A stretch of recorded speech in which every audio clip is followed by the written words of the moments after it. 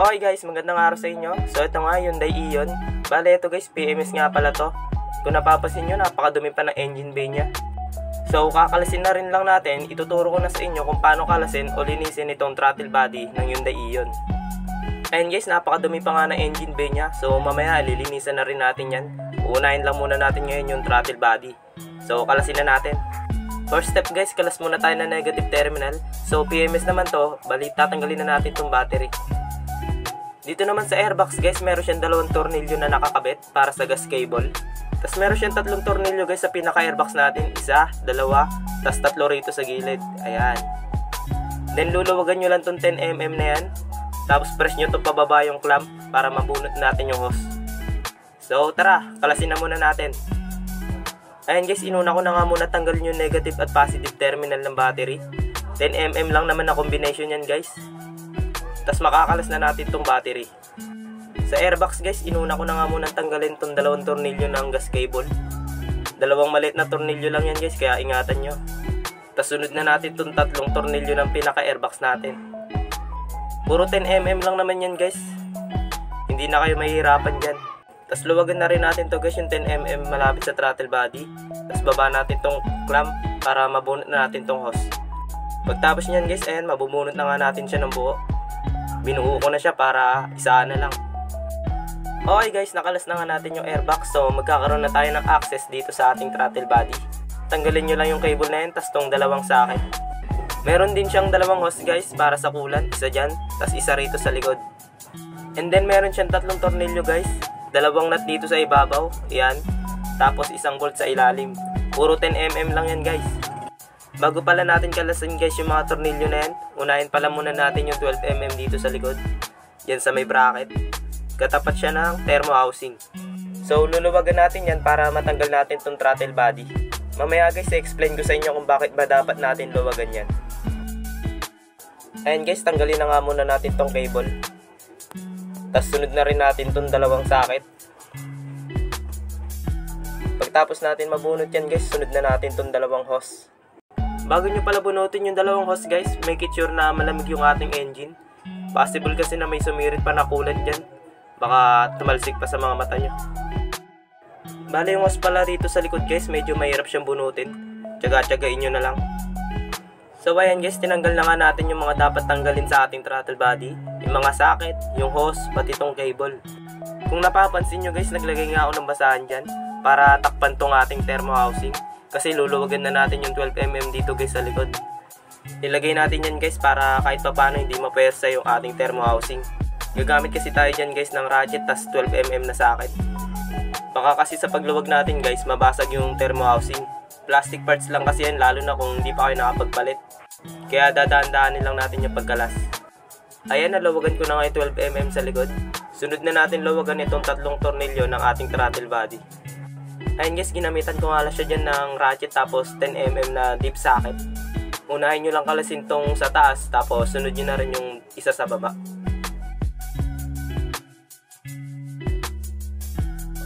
Ayan, natanggal na nga natin yung tatlong tornilyo guys. So mabubunot na natin tong ating throttle body. Bale, ito nga pala yung kanyang throttle body guys. Ayan. Kung napapansin nyo guys, ito hindi siya ganun kadumi. Kaya di na tayo mahirapan linisin ito mamaya. Basic na lang to. So ito naman yung kanyang intake manifold guys. Ayan, tinapan ko na nga muna ng basahan para hindi mapasukan ng dumi. So ito nga pala yung sinasabi ko sa inyo guys, itong bracket na to. Kaya dapat natin luwagan yung 12mm na yan para magkaroon ng play itong bracket. Kapag hindi kasi natin naluwagan yan, hindi natin mabubunot yung throttle body.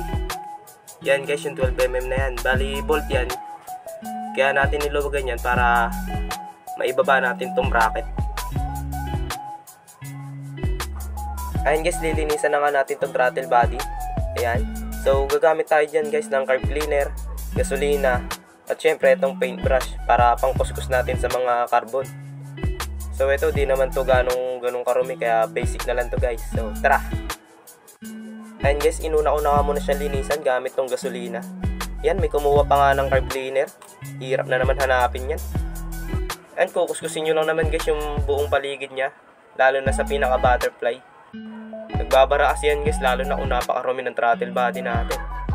So buti ito, basic lang. And guys, in-sprayan ko na nga siya ng carb cleaner, pati yung pinaka-IACB niya. Bali, aanginan ko na lang to. So, ayan guys, nalinisan na nga natin. Kung napapansin nyo, napaka-quality na yan. Kala mo talaga napakarumi eh. So, at least, nalinisan natin yung kahit konting carbon.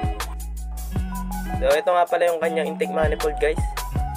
Yan, sasalpak na natin yan dyan. Pagkasalpak natin yan, rekta linis na natin tong engine bay. And, marami pa tayong gagawin dito. So, tara! And guys, tinanggal ko na nga muna itong basahan. Siyempre, pinunasan ko na rin itong intake manifold para quality talaga. Sa pagkabit guys, di na kayo malilito dyan. May bracket naman yan. Ayun yung pinaka-guide niya. So, ipapasok nyo lang siya dyan. Ayun, tas sunod na natin itong tornilyo sa ilalim. Tas itong dalawang nut sa ibabaw. Ayun guys, higpitan nyo lang naman siya using your hand tight hanggang sa lumapat yung ating throttle body. Tapos yan guys, higpitan na natin siya ng gusto gamit tong ratchet tas 10mm na dip socket. Yung saktong higpit lang guys, wag yung todo-todo, baka maputol yung pinaka-tornilyuhan natin. So ayun guys, pagtapos nyan, double check nyo lang higpit. So okay na yan. Tapos higpitan na rin natin guys yung 12mm dito sa likod. Ayun guys, naigpitan na nga natin lahat ng tornilyo. So kabit na natin yung mga socket, yung dalawang socket, tapos itong cable sa ating gas cable, tapos yung dalawang hose guys, kabit na rin natin yan.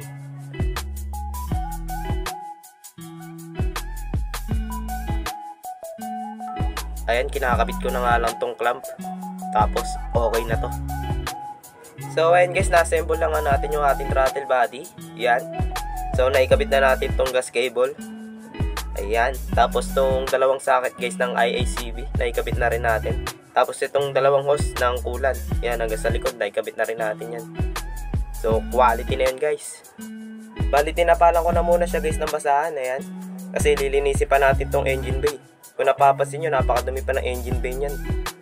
So ganun lang guys, magkalas at maglinis ng ating throttle body. Sana may natutunan kayo ngayong araw. Maraming salamat po. Skrrrt!